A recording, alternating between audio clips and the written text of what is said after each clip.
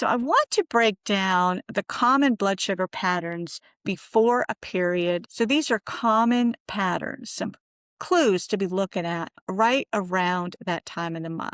Number one is higher fasting glucose. Again, you go to bed okay and you wake up 30 to 50 points higher without changing anything the day or the night before. And then dawn phenomenon may intensify. And that is when we know that, again, cortisol is on an uprise, and progesterone and cortisol, that interaction, that is, again, causing the body to store more glucose, not utilize the insulin that you are dosing. So that's where the frustration kind of goes in a little bit with that. And those wake ups that are higher, that cortisol surge, it feels like on some mornings, it's really evident around this time of the month. And poor sleep contributes to this as well. And whether or not the luteal phase is causing you more disrupted sleep, again, this could be another piece of that puzzle, again, to be aware of. Tracking these habits is so, so important. This is a second common pattern to be aware of, and that is more stubborn post-meal highs. So again, you take what you think, you dose for the carbs that you are been used to eating for so long, or timing that with exercise and all the things,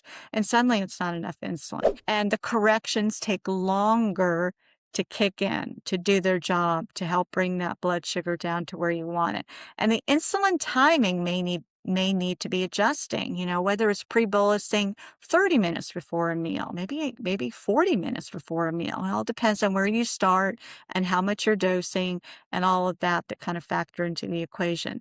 But more insulin may temporarily just simply be needed. So that's just something we need to be aware of, and base that on, again, your carb to insulin ratio settings, base it on your correction factors, and definitely base it on your basal rates. So this is another thing, again, talk with your practitioner about. We talk a lot about basal rate and settings in the book as well. So stay tuned for more of that. And this is usually where women start blaming themselves. This is the emotional response that we tend to have when, I know, especially when we have higher sugar, because we're not feeling too good anyway. We're a little cranky when our sugars are going high, or it's a little frustrating, or it's fluctuating. And that's another part of it. Not only are we hormonally challenged, but we are blood sugar challenged.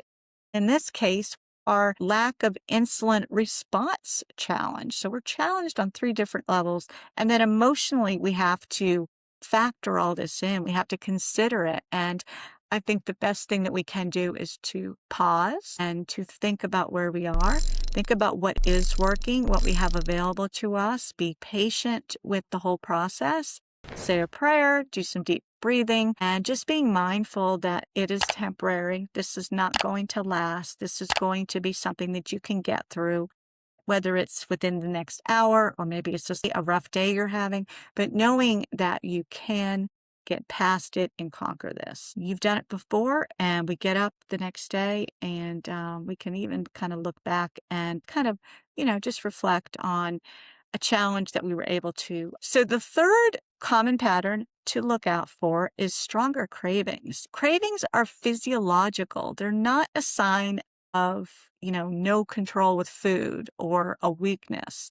Your body may simply be asking for faster energy, so more carbohydrates generally. We all know fat and protein are our magic bullet there, along with the carbohydrates, but it may just need a little bit more. Maybe it's some quinoa, maybe it's some black rice, maybe it's a half of a sweet potato, whatever that looks like to you. And those are good foods, but that is really good energy providing foods too, that you can mix well with the protein and fat to get all that you need, again, without compromising the blood sugar response, but still on the other side, still giving your body what it is asking for and what it needs. Another thing to be aware of, like I was saying before, is the sleep disruption. It can get worse. So again, being mindful of that. Maybe looking closer at your bedtime routine, bringing in some sleepy tea. I love that. Making sure you're getting the magnesium before bedtime, doing some gentle stretching, some deep breathing, maybe just doing a data dump of what's happening the next day that might feel overwhelming on your brain, and you don't want to take that to bed with you. Maybe just journaling and writing that down. A gratitude journal is a great and peaceful way to end the day as well. And just remember, you are not weak because you want carbs before your period. Okay. It's just what your body needs at this time. So give it what it needs, enjoy it, and adjust the rest, right? So common pattern number 4 is the lower HRV and stress sensitivity.